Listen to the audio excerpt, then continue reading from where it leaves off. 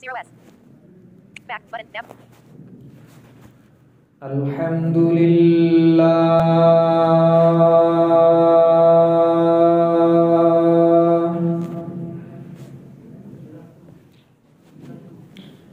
Alhamdulillah nahmaduhu wa nasta'inuhu wa nastaghfiruh wa nu'minu bihi wa natawakkalu alayhi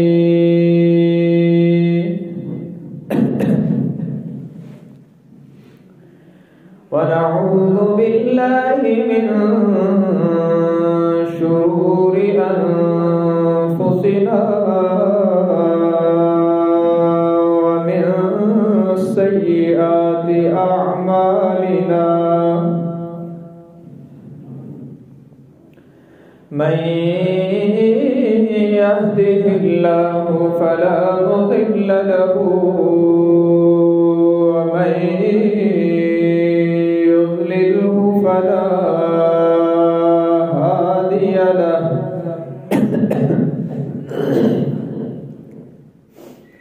ونشهد أن لا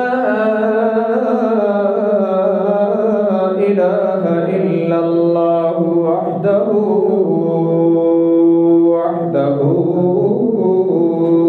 لا شريك له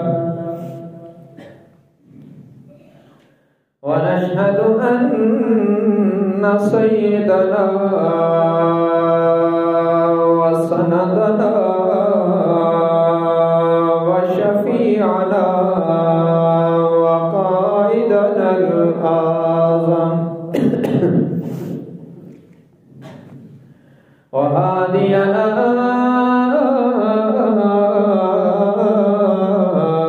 ومرشدنا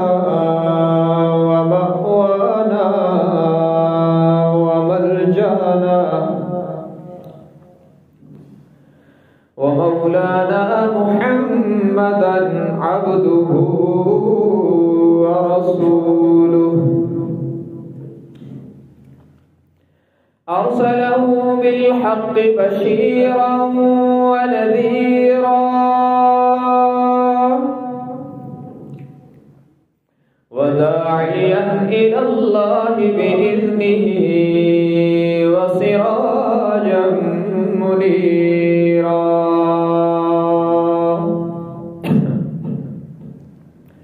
وصلى الله تعالى عليه وعلى آله وأصحابه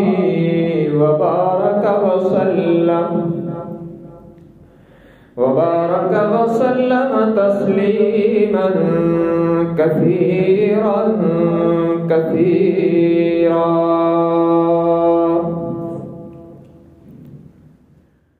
أما بعد فأعوذ بالله من الشيطان الرجيم. بسم الله الرحمن الرحيم.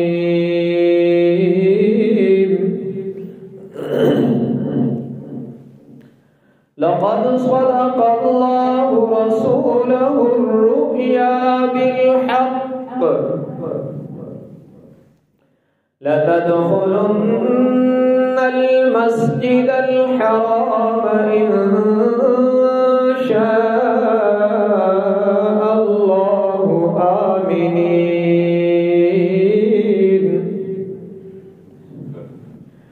محلقين رؤوسكم ومقصرين لا تخافون فعلم ما لم تعلموا فجعل من دون ذلك فتحا قريبا.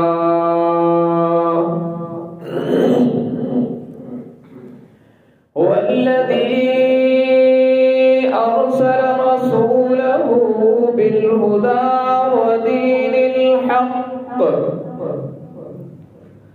ليظهره على الدين كله وكفى بالله شهيدا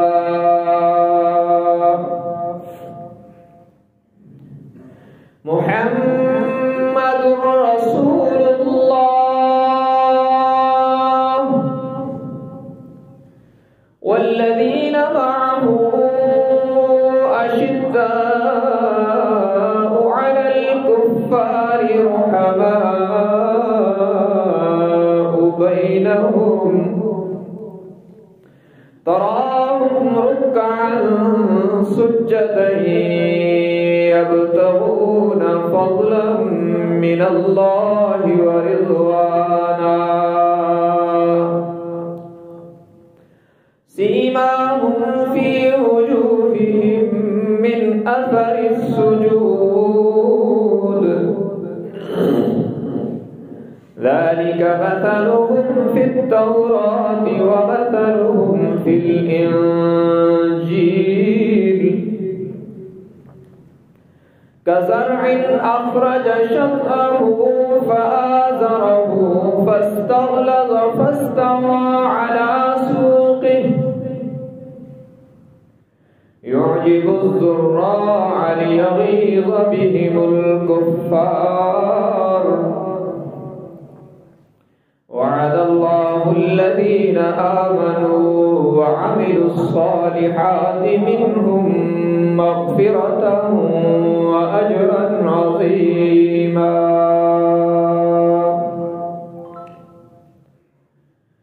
وقال النبي صلى الله تبارك وتعالى عليه وسلم إنما بعثت لأتمم مكارم الأخلاق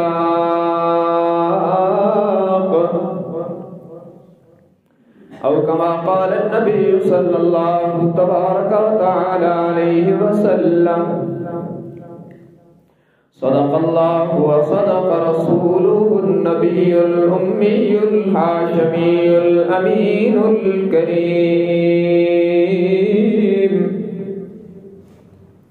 ونحن على ذلك لمن الشاهدين والشاكرين والحمد لله رب العالمين إن الله وملائكته يصلون على النبي يا أيها الذين آمنوا صلوا عليه وسلموا تسليما اللهم صل على محمد وعلى آل محمد كما صليت على إبراهيم وعلى آل إبراهيم إنك حميد مجيد اللهم بارك على محمد وعلى آل محمد كما باركت على إبراهيم وعلى آل إبراهيم إنك حميد مجيد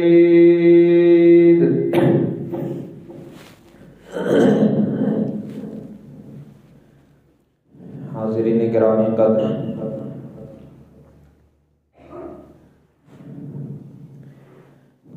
مشن رسول صلی اللہ علیہ وسلم کو بیان کرتے ہوئے آج یہ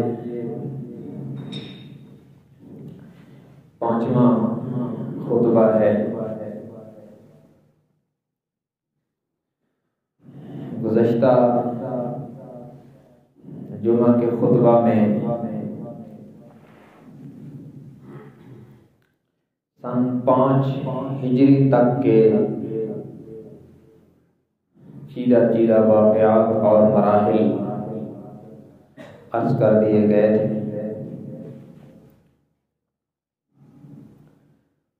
سن 6 ہجری کا اہم ترین جو واقعہ ہے آج کے خطبہ میں اس کو عرض کرنا میں ضروری سمجھتا ہوں، اس لیے کہ یہ واقعہ جو آج کی گفتگو میں عرض کیا جائے گا اس نے حضور اکرم صلی اللہ علیہ وسلم کے پیغام اور مشن کی اشاعت میں سنگ میل کا کردار ادا کیا ہے، اور وہ ہے بیعت رضوان، صلح حدیبیہ۔ یہ وہ واقعہ ہے جس نے حضور اکرم صلی اللہ علیہ وسلم کے مشن کو آگے بڑھنے میں اور آپ صلی اللہ علیہ وسلم کے پیغام کی تبلیغ میں کلیدی کردار ادا کیا۔ ہوا یوں ہے کہ جناب نبی مکرم صلی اللہ علیہ وسلم نے خواب دیکھا، جس خواب کو رب العالمین نے قرآن مقدس میں محفوظ فرما رکھا ہے۔ آپ نے خواب دیکھا کہ ہم امن کے ساتھ مسجد الحرام میں داخل ہوئے، یعنی طواف بیت اللہ کیا، صفا مروہ کی سعی کی، اور کچھ لوگوں نے سر مڑوا دیے اور کچھ نے بال کٹوا دیے۔ یہ دراصل عمرہ کرنے کی بشارت تھی جو اللہ نے جناب نبی مکرم صلی اللہ علیہ وسلم کو بذریعہ خواب دی۔ چونکہ ہمارے عقائد میں یہ بات شامل ہے کہ نبی کا خواب وحی ہوتا ہے۔ ہمارے خواب اکثر وہم ہوتے ہیں، کچھ مبشرات بھی ہوتے ہیں، لیکن پیغمبر کا خواب یقینی وحی ہوتا ہے، وہم نہیں ہوتا۔ تو جناب نبی مکرم صلی اللہ علیہ وسلم نے جب یہ خواب دیکھا ہے سن 6 ہجری میں، تو ظاہر ہے کہ اب بیت اللہ کو دیکھے ہوئے 6 سال کا عرصہ گزر چکا ہے، اور آپ اندازہ لگا سکتے ہیں کہ ایک عام مومن کا بیت اللہ کے ساتھ کتنی محبت کا تعلق ہوتا ہے، پھر امام الانبیاء کا اور آپ کی تربیت یافتہ جماعت صحابہ کا بیت اللہ سے کتنا تعلق ہوگا، اور ان کو کتنی اداسی ہوگی اور کتنی بے قراری ہوگی کہ کب وہ وقت آئے کہ ہماری نظریں ہوں بیت اللہ پر اور ہمارے ہاتھ ہوں غلاف کعبہ ہو اور اسے پکڑ کے اللہ سے مانگا جائے۔ یہ بے تابی اور بے قراری بھی ذہن میں رکھیں، اور پھر یہ بات بھی عقیدے کے طور پر ذہن میں رکھیں کہ اللہ کے نبی نے، امام الانبیاء نے جو خواب دیکھا یہ یقینی وحی، وہم نہیں ہو سکتا۔ اب یہ تھا کہ خواب میں کوئی وقت کی تعیین نہیں تھی کہ یہ کب ہوا، یہ کب ہوگا، لیکن یہ تو یقینی تھا کہ یہ ہوگا۔ حضور اکرم صلی اللہ علیہ وسلم نے صحابہ کرام کو اپنا خواب سنایا۔ حضور کی اور صحابہ کی مشترکہ خواہش تھی اور تمنا تھی کہ ہمیں جلد از جلد بیت اللہ کا دیدار کرنا چاہیے، عمرے کی سعادت حاصل کرنی چاہیے۔ چنانچہ اتفاق ہو گیا کہ اسی سال ہم بیت اللہ کی زیارت کے لیے چلیں گے۔ حضور اکرم صلی اللہ علیہ وسلم نے اعلان عام کر دیا کہ سب لوگ تمام مسلمان چلے. مدینہ منورہ میں جتنے مسلمان تھے سب ساتھ چلے. منافقین نہیں چلے، مسلمان سارے ساتھ. اور کچھ لوگ جو دور دراز کے تھے، آرابی دیہاتی، کچھ مخلصین وہاں رہ گئے، ورنہ اکثر جو مسلمانوں کی جمعیت و اجتماعیت تھی وہ سب نے ساتھ تیاری کر لی. سن 6 ہجری کے یکم ذی قعدہ کو یہ قافلہ حضور صلی اللہ علیہ وسلم کی سیادت و قیادت میں مدینہ منورہ سے مکہ مکرمہ کے لیے روانہ ہوا. اس میں عقیدے کے طور پر ایک تو یہ بات سمجھ لیں کہ حضور علیہ السلام نے یہ خواب دیکھا تھا اور نبی کا خواب وہی ہوتا ہے. اور یہ بھی سمجھ لیں کہ خواب نیند میں دیکھا جاتا ہے اور نیند انسان کی کمزوری ہے. جبرائیل کو کبھی نیند نہیں آتی. اس سے معلوم ہوتا ہے کہ حضور انسان اکمل ہیں، سید البشر ہیں، خیر البشر ہیں، خیر الانام ہیں، سارے نبیوں کے امام ہیں. اور حضور ہی وہ انسان اکمل ہیں جن کی برکت سے میرے تیرے جیسے انسانوں کو بھی اشرف المخلوقات ہونے کا شرف ملا ہے. اور یہ بھی یاد رکھیں کہ نیند سے پاک ہونا، ہر قسم کی اس طرح کی کمزوریوں سے پاک ہونا اللہ کا خاصہ ہے. لا تأخذه سنة ولا نوم، جسے نہ نیند آتی ہے، نہ اونگ آتی ہے، نہ کبھی اسے موت آئے گی. یہ ایک اکیلے اللہ کی ذات ہے، باقی یہ ساری خصوصیات مخلوق میں سے کسی کو نہیں ملی ہیں. فرشتوں کو بھی موت آ جائے گی، اسرائیل بھی ایک وقت پہ مر جائے گا، لیکن موت سے پاک ذات ایک میرے اللہ کی ہے. کل من علیہا فان ویبقى وجہ ربک ذو الجلال والاکرام کل شیء ہالک الا وجہہ لہ الحکم والیہ ترجعون. یہ میرے رب کا خاصہ ہے کہ اللہ کی ذات کو بقا ہی بقا ہے، فنا سے میرے رب کی ذات پاک ہے. اور پھر یہ بھی سمجھے کہ نبی مکرم صلی اللہ علیہ وسلم نے صحابہ کرام کو ساتھ لے کر مدینہ منورہ سے مکہ مکرمہ کا سفر فرمایا، اور دیگر اسفار کی طرح یہ سفر بھی ہمیں پیغام دیتا ہے کہ جو ہر جگہ ہوتا ہے وہ آتا اور جاتا نہیں ہے، اور جو آتا اور جاتا ہے وہ ہر جگہ نہیں ہوتا. آپ نے یہ سفر فرمایا اور کم از کم 1400 صحابہ کرام ساتھ، اور یہ سفر خالصتاً عمرے کی ادائیگی کے لیے ہے، کسی جنگی مہم کا سفر نہیں ہے. اس لیے جو حجی کے جانور تھے قربانی کے وہ بھی ساتھ تھے. اور اس وقت معمول یہ تھا کہ جو چھوٹے جانور ہوتے تھے ان کے گلوں میں، ان کی گردنوں میں پٹے ڈال دیے جاتے تھے، جس سے پتہ چلتا تھا کہ یہ جانور وہ ہیں جو بیت اللہ کے پاس جا کے نظر ہوں گے اللہ کی رضا کے لیے. اور اونٹوں کی کوہانوں پر خون مت دیا جاتا، ان کی کوہانیں رنگین ہوتی جس سے پتہ چلتا کہ یہ بیت اللہ کی طرف جانے والا اونٹ ہے. عرب کے قبائل ان قربانی والے جانوروں کو تعظیم کی نگاہ سے دیکھتے تھے. تو آپ نے اسی طرح عمل فرمایا کہ چھوٹے جانوروں کی گردنوں میں پٹے ڈلوا دیے اور اونٹوں کی کوہانیں خون سے رنگین کروا دی. گویا عملاً آپ نے پوری طرح یہ اقدام فرمایا جس سے پتہ چلے کہ ہم جنگ کے لیے نہیں عمرے کے لیے جا رہے ہیں. اور دوسری طرف قریش کا قبیلہ یوں سمجھے کہ یہ بیت اللہ کے مجاور تھے. اسی وجہ سے سارے عرب کے قبائل ان کو تعظیم کی نگاہ سے اور ادب کی نگاہ سے دیکھتے تھے کہ یہ اللہ کے گھر کے خدام ہیں.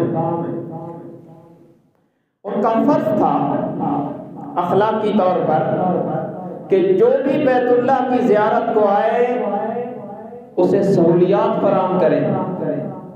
اس لیے یہ مکہ کے قریش کے کافر جنہوں نے کلمہ نہیں بھی پڑھا وہ بھی حاجیوں کو 70 پلاتے تھے. تو ان کے اخلاقی فرائض میں یہ داخل تھا. اسی وجہ سے عرب ان کی تعظیم کرتے تھے کہ یہ زائرین بیت اللہ کا اکرام کریں اور کم از کم کسی آنے والے کو روکے تو نہیں. اب جب یہ قافلہ ادھر سے چلا تو ظاہر ہے کہ ان کے حواری بھی تھے مدینہ اور گرد و نواح میں، تو ان کو بھی اطلاع ہو گئی کہ محمد صلی اللہ علیہ وسلم آ رہے ہیں اپنے ساتھیوں کے ساتھ. ان کے لیے ایک ڈبل امتحان ہوا. ایک تو یہ کہ ان کی ذمہ داری تھی کہ حاجیوں کو اور عمرہ کرنے والوں کو پروٹوکول دیں اور کم از کم انہیں روکیں تو نہیں، اور دوسری طرف یہ تھا کہ اگر حضور صحابہ کرام کے ساتھ آ کر آزادانہ عمرہ کر کے چلے جائیں تو ان کی ناک نہیں رہتی. تو انہوں نے اپنی مشاورتی میٹنگ بلائی اور اس میں یہ فیصلہ کیا کہ ہمارا وقار رہے نہ رہے، محمد صلی اللہ علیہ وسلم اور ان کے ساتھیوں کو کسی طرح بیت اللہ کے پاس آنے کے لیے ہم گوارا نہیں کر سکتے. انہیں نہیں آنا چاہیے. ادھر سے حضور بھی چل پڑے اور آپ نے ذوالحلیفہ جو مدینہ والوں کے لیے میقات ہے، آج بھی حجاج کرام اور عمرہ کرنے والے جب مدینہ منورہ سے مکہ مکرمہ کی طرف چلتے ہیں تو وہاں پہ رکتے ہیں. وہاں پہ ابھی مسجد بھی ہے، وہاں وضو کر کے 2 رکعتیں بھی پڑھتے ہیں اور وہیں سے احرام باندھتے ہیں اور وہ ساری پابندیاں پھر نافذ ہوتی ہیں. وہاں سے حضور اکرم صلی اللہ علیہ وسلم نے اور صحابہ نے احرام باندھا. اور عربوں کا دستور تھا کہ جب عمرے کے لیے جاتے تو تب بھی تلواریں ان کے پاس ہوتی لیکن وہ نیام میں ہوتی. تو جو صحابہ حضور کے ساتھ تھے ان کے ساتھ بھی تلواریں تھیں لیکن نیاموں میں تھیں. اس سے بھی اشارہ ہوتا کہ ہم جنگ کے لیے نہیں جا رہے. ادھر سے حضور چلے اور ادھر سے قریش نے فیصلہ کیا کہ انہیں نہ جانے دیا جائے، انہیں بیت اللہ میں نہیں آنے دیا جائے گا، مکہ میں داخل نہیں ہونے دیا جائے گا. چنانچہ تنعیم سے جو راستہ گزرتا ہے اور مکہ مکرمہ میں حرم میں انٹری ہوتی ہے، وہاں خالد بن ولید جو اس وقت وہاں تھے اور بعد میں انہیں شرف صحابیت نصیب ہوا ہے اور اب رضی اللہ تعالی عنہ صحابی رسول ہیں اور حضور کی زبان سے انہیں سیف اللہ کا خطاب ملا کہ خالد اللہ کی تلوار ہے. تو اب تو وہ ہر طرح قابل احترام ہے. وہ جاہلیت کا زمانہ تھا اور ظاہر ہے کہ وہ زمانہ جاہلیت میں بھی جرنیل تھے اور زمانہ اسلام میں بھی جرنیل ہی رہے ہیں. انہوں نے کوئی 200 شاہ سواروں کے ساتھ تنعیم کے پاس آ کر ایک جگہ پہ قیام کیا اور فیصلہ کیا کہ یہاں سے آگے حضور کو نہیں آنے دیا جائے گا، ہم مقابلہ کریں گے. ظاہر ہے کہ یہ تیر و تلوار کے ساتھ لیس ہیں، ان کے پاس تیر بھی ہیں، تلواریں بھی ہیں، گھوڑے بھی ہیں. یہ تو جنگ کرنے کے لیے پوری پوزیشن لے چکے ہیں اور ہمارے پیغمبر یہ پوزیشن لینا ہی نہیں چاہتے. وہ تو عمرے کے لیے آ رہے ہیں اور جنگ کی کوئی صورت وہ قبول نہیں کرنا چاہتے. حضور اکرم صلی اللہ علیہ وسلم کو بھی اطلاع ہو گئی. آپ نے تنعیم سے کچھ فاصلہ پہلے پڑاؤ ڈالا تاکہ اس قافلے سے آمنا سامنا نہ ہو. وہ جو خالد بن ولید 200 سواروں کے ساتھ ہمارے راستے میں کھڑے ہیں، رکاوٹ ڈالی ہوئی ہے، ان کے ساتھ کسی قسم کا تصادم نہ ہونے پائے.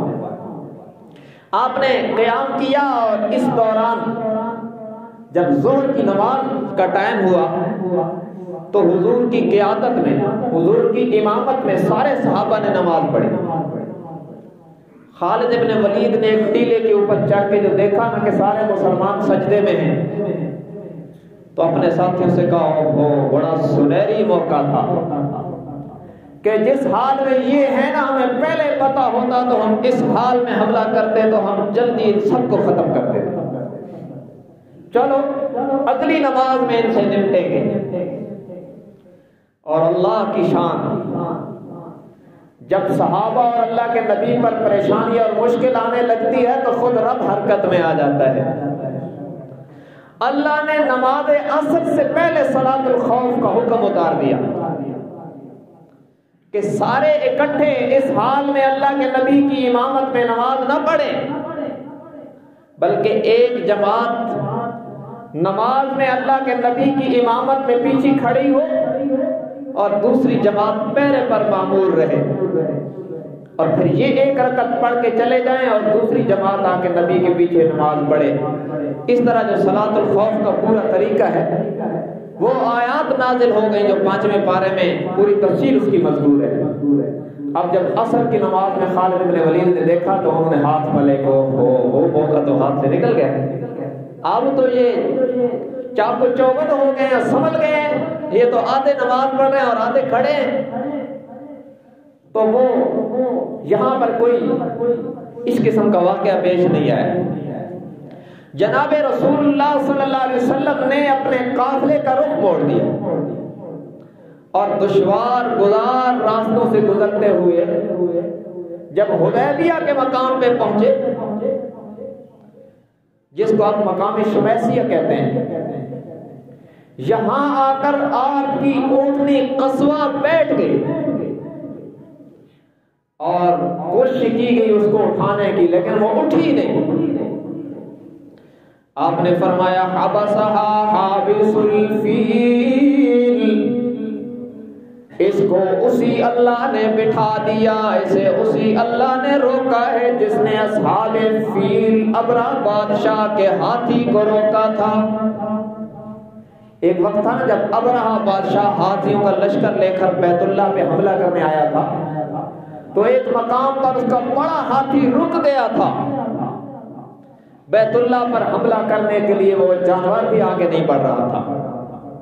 اسے بڑی کوشش کی گئی، مارا، لیکن وہ ہاتھی مار برداشت کر کے بھی بیت اللہ کے لیے بیت اللہ پر حملہ کرنے کے لیے آگے نہیں بڑھا تھا.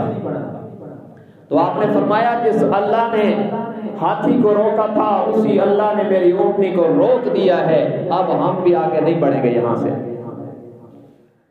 وہاں پہ حضور علیہ السلام نے قیام کیا تو کفار مکہ کی طرف سے مذاکراتی نمائندوں کا سلسلہ شروع ہوا ہے. سب سے پہلے جو شخص آیا ہے نا، یہ بنو خزاعہ کا سردار تھا اور یہ وہ قبیلہ تھا جن کا جھکاؤ حضور کی طرف تھا. یہ ہے بدیل ابن ورقہ، یہ سردار تھا. سب سے پہلے یہ آیا اور اس نے حضور علیہ السلام سے پوچھا کہ آپ کس ارادے سے آئے ہیں؟ آپ نے فرمایا کہ ہم کسی جنگ کے ارادے سے نہیں آئے، ہم تو بس عمرہ کرنا چاہتے ہیں، ہمارا کسی قسم کا جنگ کا کوئی ارادہ نہیں ہے. اور اگر کفار مکہ ہمارے ساتھ کوئی جنگ بندی کا معاہدہ کرنا چاہیں تو تب بھی ہم تیار ہیں. یہ پیشکش پہلی سفارتکاری میں حضور نے فرمائی. اس نے جا کر قریش مکہ سے کہا کہ وہ جنگ کے ارادے سے نہیں آئے ہیں، وہ تو عمرہ کرنے آ رہے ہیں، تو انہیں آنے دیا جائے. تو کفار مکہ نے سب سے پہلے تو مطرس بن حفص کو بھیجا کہ جاؤ تحقیق کرو، جو بدیل کہتا ہے یہ صحیح ہے. اس نے بھی آ کر حضور سے پوچھا تو آپ نے وہی بات فرمائی. اس نے جا کے بتلایا کہ وہ جو کہتا ہے وہ صحیح ہے. لیکن پھر بھی یہ ابھی رضامند نہیں ہے کہ حضور آئے. پھر ایک شخص آیا ہے قبائلی سردار حلیس ابن علقمہ. یہ جو مدینہ منورہ کے مکہ مکرمہ کے ارد و گرد قبائل آباد تھے، ان تمام قبائل کا نمائندہ تھا، سردار تھا. وہ آیا اور حضور علیہ السلام کو بھی پہلے پتہ چل گیا کہ وہ آ رہا ہے. اور وہ لوگ بیت اللہ کی نظر اور قربانی کے لیے آنے والے جانوروں کا بہت احترام کرتے تھے. آپ کو جب پتہ چلا کہ وہ آ رہا ہے تو آپ نے سارے سارے جانوروں کو اکٹھا کر کے سامنے کھڑا کر دیا۔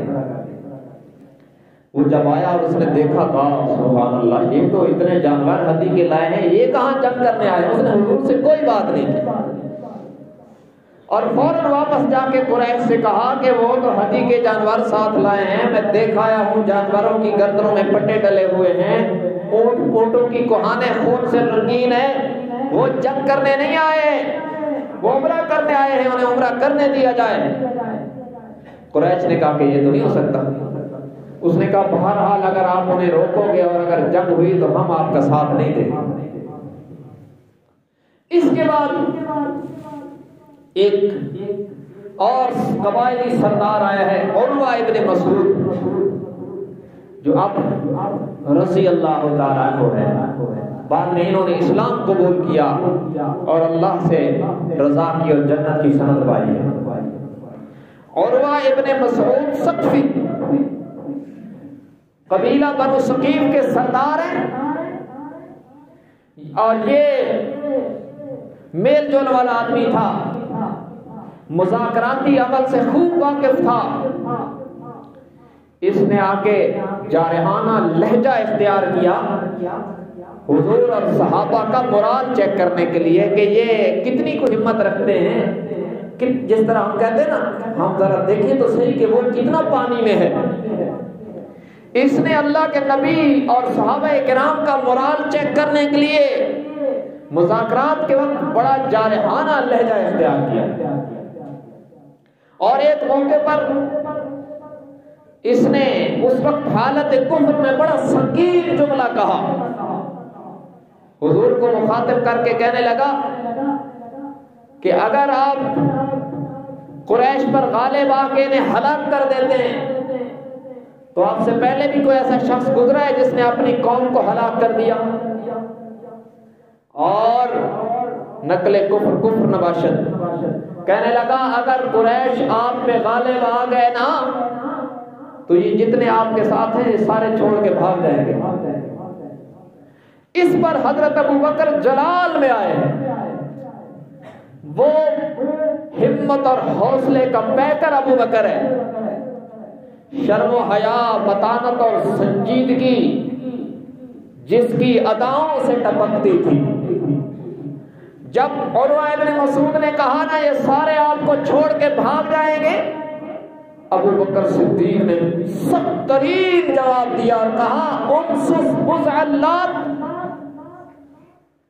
ایسی سخت ترین گالی تھی جو اس وقت گستاخ پیغمبر کو ابو بکر نے دی ہے۔ تمہیں جرأت کہ تم یہ کہو کہ ہم حضور کو چھوڑ کے بھاگ جائیں گے؟ ایسا سخت لفظ کہا کہ میں ترجمہ نہیں کر سکتا کہ عوام اسے برداشت کرے، لیکن حضور نے ابو بکر پر تنقید نہیں کی کہ آپ نے کیوں کہا، آپ بھی جانتے تھے کہ گستاخ کا علاج یہی ہے، جب کوئی گستاخی کرے تو اسے انہی الفاظ میں جواب دیا جاتا ہے، اس کی ملتے نہیں کی جاتی۔ اور عروہ ابن مسعود ثقفی نے پوچھا کہ یہ کون ہے، تو بتلایا گیا کہ ابو قحافہ کا بیٹا ابو بکر ہے، بنو تمیم سے اس کا تعلق ہے۔ اس نے کہا اس کا مجھ پر ایک احسان ہے جس کے نیچے میری گردن جھکی ہوئی ہے، ورنہ میں اس کو جواب دیتا۔ اور پھر یہ مذاکرات کے دوران بار بار اپنا ہاتھ حضور کی مبارک داڑھی کی طرف بڑھاتا تھا، تو مغیرہ بن شعبہ رضی اللہ تعالیٰ عنہ 3 بار تلوار کا جو ہے نا، تلوار کا وہ جسے ہم اب کہتے ہیں نا، یہ جو بندوق ہوتی ہے اس کو کہتے ہیں پٹ، تلوار کا بھالا مار کے اسے روکا، اور اس نے کہا کہ کون ہے جو میرے ہاتھ پر تلوار کا دستہ مارتا ہے؟ تو اسے بتلایا گیا کہ یہ مغیرہ ابن شعبہ ہے اور آپ کا سگا بھتیجا ہے۔ کفر اور اسلام میں جب آمنا سامنا ہو جاتا ہے پھر رشتہ داریوں کا خیال نہیں رکھا جاتا۔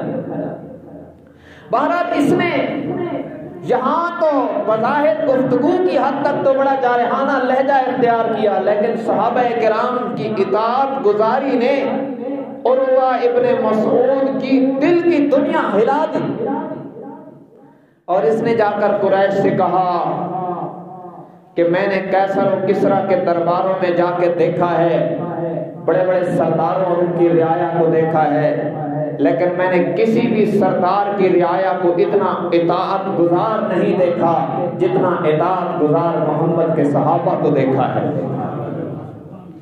اس نے آگے جا کے کہا کہ وہ تو ان کا مبارک تھوک بھی زمین پر نہیں گرنے دیتے، تم انہیں آنے دو، ان سے جنگ نہ کرو، اگر تم نے جنگ کی تو وہ جانیں لٹا دیں گے، اپنے محبوب پر آنچ نہیں آنے دیں گے۔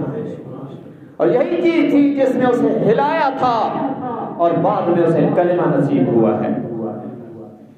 اچھا، اس دوران قریش کے کچھ اوباش نوجوانوں نے یہ پروگرام بنایا کہ ہمارے بزرگ نرمی سے کام لے رہے ہیں، ہم جا کے مسلمانوں پہ حملہ کریں۔ تو پہلے ایک جتھا جوانوں کا آیا دن کے اوقات میں، اور اس نے آ کر تیر اندازی شروع کی۔ آپ صلی اللہ علیہ وسلم کے صحابہ نے اس کو گرفتار کر لیا، ان سب کو جواب نہیں دیا، انہیں گرفتار کیا اور پھر چھوڑ دیا۔ یہ تاثر دیا کہ ہم جنگ کے لیے نہیں آئے، ورنہ ہم تیروں کا جواب تو دیتے۔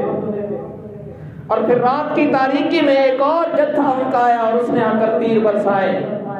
تو آپ صلی اللہ علیہ وسلم کی طرف سے جو پہرے پر متعین تھے، ان کے کمانڈر حضرت محمد ابن مسلمہ رضی اللہ تعالیٰ عنہ، جسے میں دور نبوت کا آئی جی پولیس کہوں تو بے جانا ہوگا، اور خلفائے راشدین کے دور میں بھی اسی منصب پہ رہے ہیں، انہوں نے ان کو بھی گرفتار کر لیا اور صبح کو حضور نے ان کو بھی رہا کر دیا۔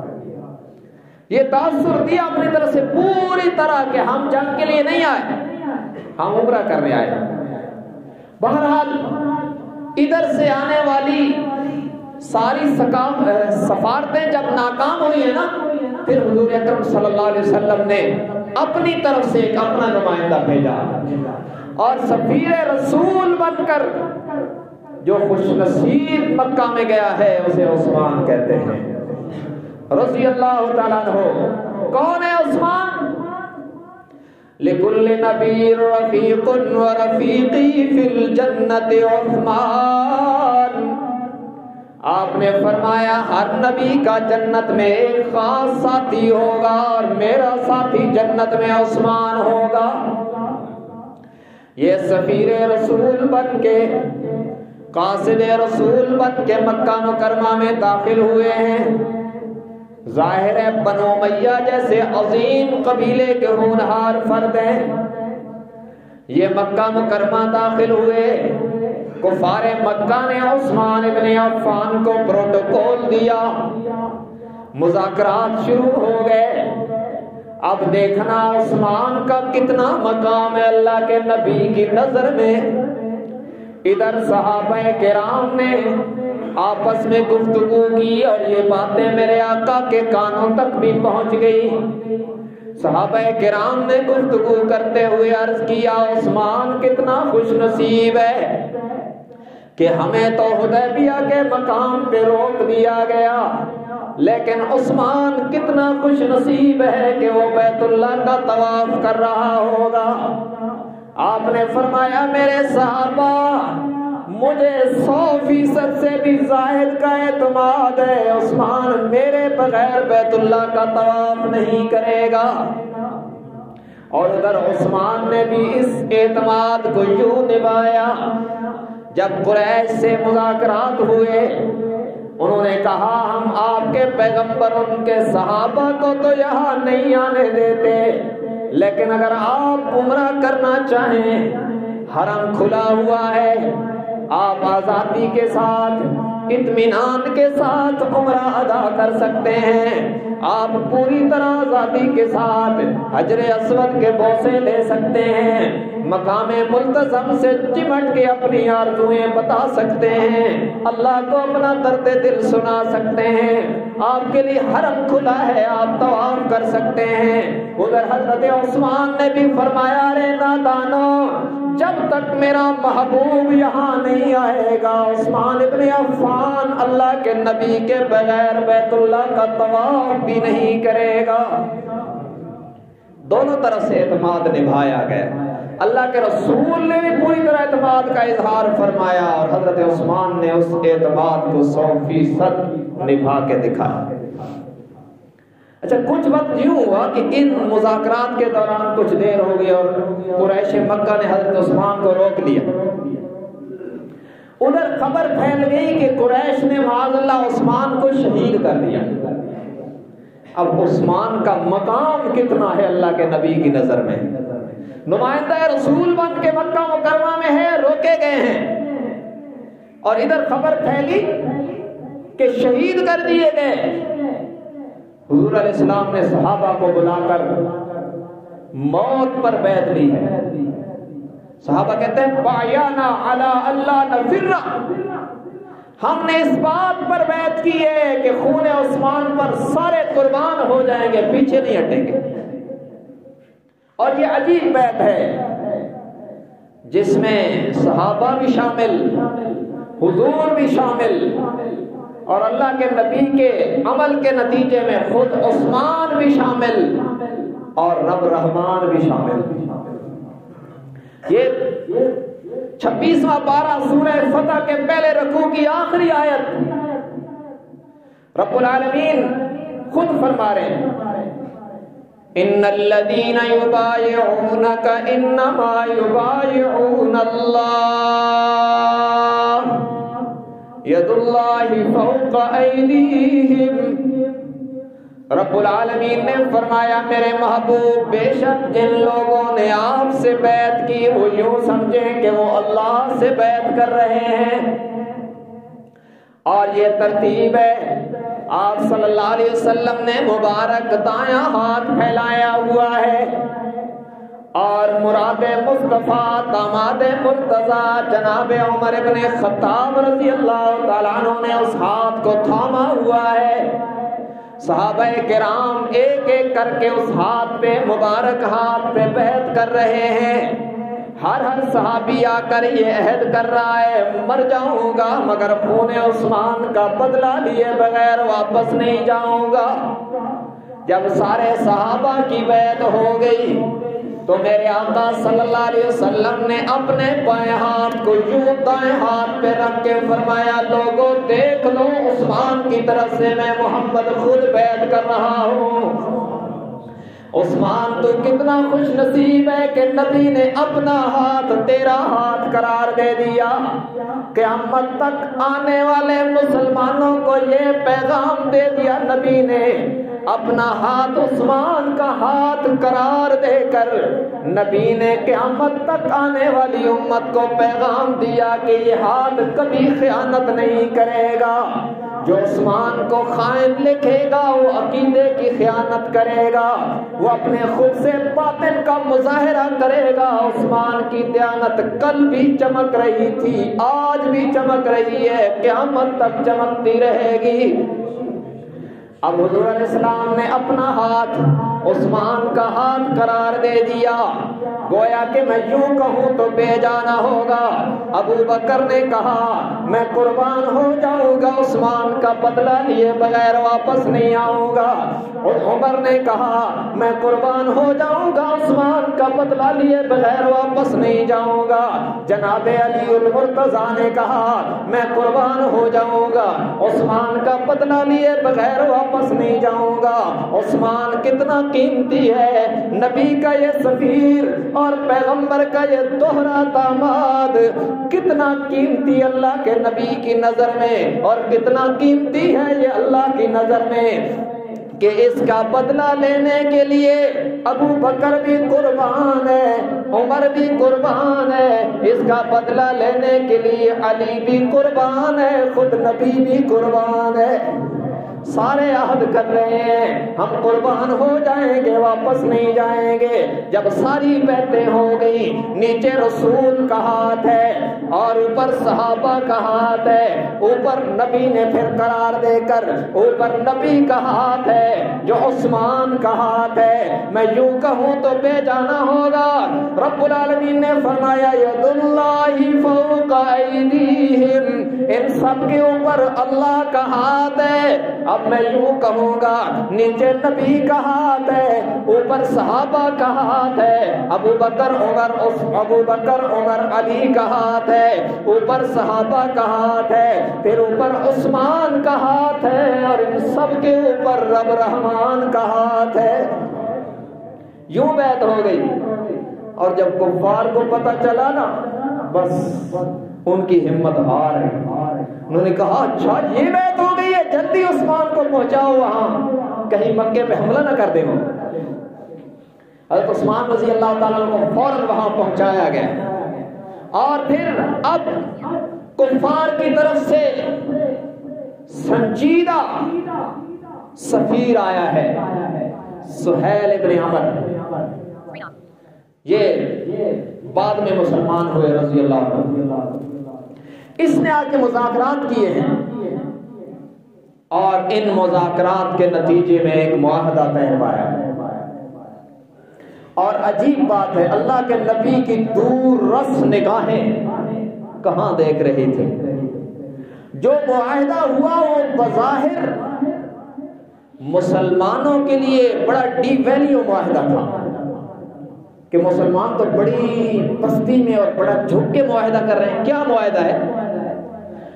اولاً تو جب معاہدہ لکھا جانے لگا تو حضور کی طرف سے لکھنے والے کاتب جناب علی المرتضیٰ تھے رضی اللہ تعالیٰ عنہ۔ انہوں نے لکھا من محمد رسول اللہ صلی اللہ علیہ وسلم، کہ یہ معاہدہ محمد رسول اللہ کی طرف سے ہے۔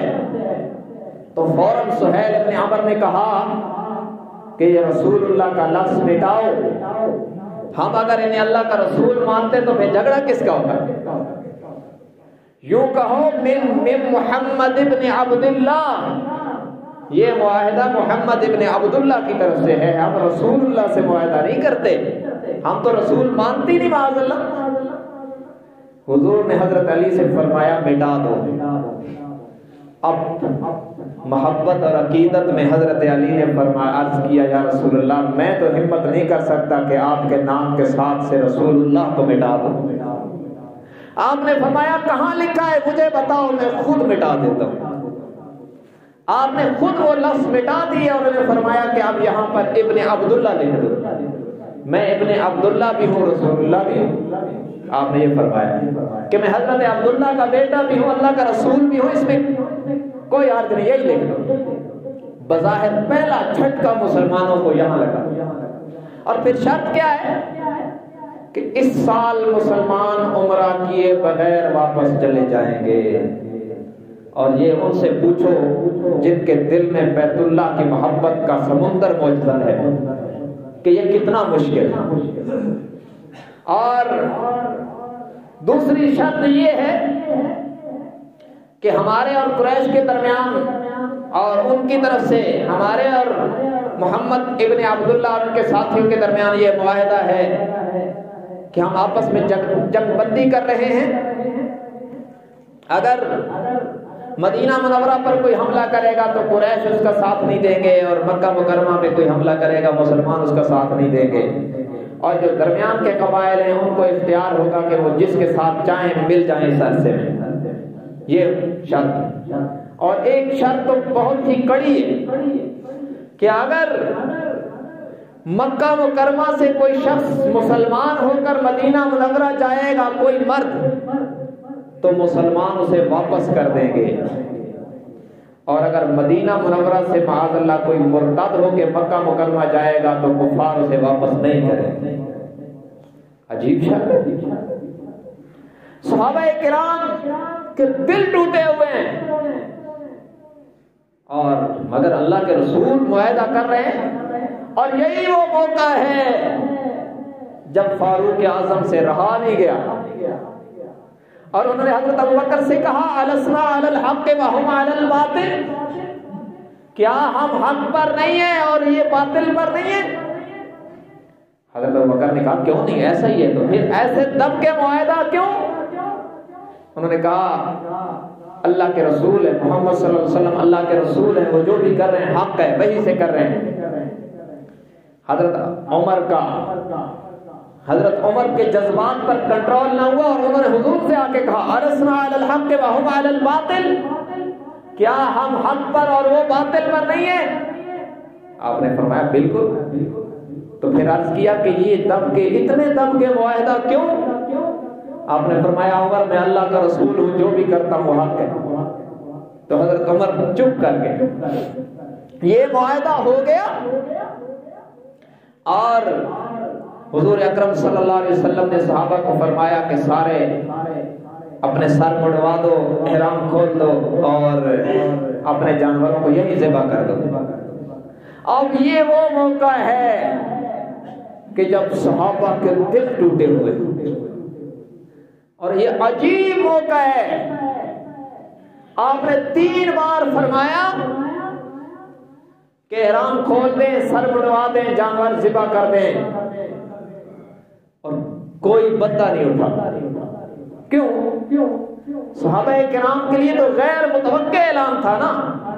شاید انہوں نے یہ سمجھا کہ ہمارا کوئی امتحان لیا جا رہا ہے، یہ کیسے ممکن ہے کہ اللہ کے رسول طواف کے بغیر اور عمرے کے بغیر واپس چلے جائیں۔ تو اللہ کے نبی کے ارشاد کو سمجھنے میں، اس اضطرابی کیفیت میں صحابہ کو سمجھ میں نہیں آیا کہ ہم کیا کریں۔ حضور پریشان ہو کر خیمے میں تشریف لے گئے، اور کبھی کبھی عورت کا مشورہ بھی وہ کام کر جاتا ہے جو بڑے بڑے مردوں کا مشورہ کام نہیں کرتا۔ اس سفر میں حضور کے ساتھ زوجہ محترمہ حضرت ام سلمہ رضی اللہ عنہا تھی۔ ان سے جا کے فرمایا کہ عجیب بات ہے، میں نے 3 بار کہا ہے اور کسی نے بھی عمل نہیں کیا۔ حضرت ام سلمہ نے مشورہ دیا کہ آپ پریشان نہ ہوں، آپ باہر جا کر خود اپنا سر مبارک مڑوا دیں۔ صحابہ کرام آپ کی اداؤں پہ مرتے ہیں، جب وہ آپ کو یوں کرتا دیکھیں گے تو سارے یوں کر دیں گے۔ حضور باہر تشریف لائے اور سب سے پہلے اپنا سر مڑوایا۔ جب صحابہ نے دیکھا تو سب نے سر مڑوا دیے، احرام کھول دیا اور جانور وہی ذبح کر دیا۔ یہ صلح حدیبیہ کی مختصر داستان ہے۔ اس میں ہمیں جو سبق ملتا ہے، اللہ کے نبی نے صحابہ سے بیعت لی عثمان کا بدلہ لینے کے لیے، حالانکہ وہ شہید نہیں ہوئے تھے، مگر اس کے باوجود بیعت لینا اس بات کی دلیل ہے کہ نبی کو بھی جب تک رب نہ بتلائے تو اللہ کے نبی کو بھی علم نہیں ہوتا۔ ورنہ اگر حضور کو پتا ہوتا کہ عثمان تو زندہ ہیں تو اور خیریت سے واپس آ جائیں گے تو بیعت لینے کا کیا مقصد؟ معلوم ہوتا ہے کہ عالم الغیب فقط میرے اللہ کی ذات ہے۔ ہمیں حضور کے اس اسوہ سے یہ معلوم ہوتا ہے۔ اور پھر یہ نظریے کی بات بھی یاد رکھیں۔ اب وقت اتنا نہیں ہے کہ میں اس کو کھول سکوں، 1-2 منٹ میں بس۔ اللہ نے ان 1400 صحابہ کو اپنی رضا کی سند دی، جنت کی خوشخبری سنائی ہے تاکید کے ساتھ کہ میرے نبی، یقینی بات ہے جن لوگوں نے یہ درخت کے نیچے آپ کے ہاتھ پر بیعت کی ہے ان سے اللہ راضی ہو گیا۔ اور اتنا یقینی اعلان کیا جس میں یہ میسج ملتا ہے کہ اب اللہ ان سے ایسا راضی ہوا دوبارہ کبھی ناراض نہیں ہوگا۔ فعلم ما فی قلوبہم، بیت رضوان والے یقینی جنتی ہیں، اللہ نے ان کے دلوں کو دیکھ کر ان کے لیے جنت کا فیصلہ کیا۔ اس لیے اس وقت تک یعنی بیت رضوان تک جتنے صحابہ حضور کے ساتھ ہیں ان کو اجتماعی طور پر جنت کی سند ملی ہے۔ اور یاد رکھیں اس میں دیگر صحابہ کرام کے ساتھ ابو الغادیہ رضی اللہ تعالیٰ عنہ بھی شامل ہیں، اور میں ان کا ذکر اس لیے کر رہا ہوں کہ آج کے دور کا فتنہ ہے۔ میں نے انجینئر کا لیکچر سنا جس میں ان کو جہنمی ثابت کر رہا ہے۔ قرآن کی اس واضح آیت کے خلاف ہم تاریخ کی کوئی روایت قبول نہیں کرتے ہیں، اور صحابہ کے دفاع پر ہم کھڑے ہیں الحمدللہ۔ جو فتنہ جہاں پہ ہرزہ سرائی کرے گا ہم اپنے سٹیج پہ اس کا جواب ضرور دیں۔ بھائی وہ بیت رضوان میں شامل ہے اور وہ کہتا ہے جی اس تاریخی روایت کی وجہ سے وہ بیت رضوان سے مستثنا ہو گیا۔ کس مورخ کو کس نے ہمت دی یا جرت دی کہ وہ قرآن کی آیت کی سند سے صحابی کو نکال سکے؟ ہم سب کو جنتی، اور ان کو حضور نے اس وقت فرمایا انتم خیر الارض، کہ تم اس وقت زمین پر سب سے بہترین جماعت ہو، جنہیں اللہ جنتی کہے اور نبی سب سے بہترین فرما دے، بعد میں کوئی ان پر کیچڑ اٹھا لے اپنا منہ گندا کرے گا۔ صحابہ کی عظمت کا سورج آج بھی چمک رہا ہے، قیامت کی صبح تک چمکتا رہے گا۔ پھر بیت رضوان کے بعد اور اس صلح حدیبیہ کے بعد حضور علیہ السلام کو کیا فوائد حاصل ہوئے اور آپ کا پیغام کس قدر تیزی سے آگے بڑھا، اس کی تفصیلات انشاءاللہ آئندہ جمعہ کے خطبہ میں عرض کریں گے۔ رب العالمین ہم سب کو قرآن و سنت کی صحیح سمجھ اور اس پر عمل کی توفیق عطا فرمائے۔ وآخر دعوانا الحمدللہ رب العالمین۔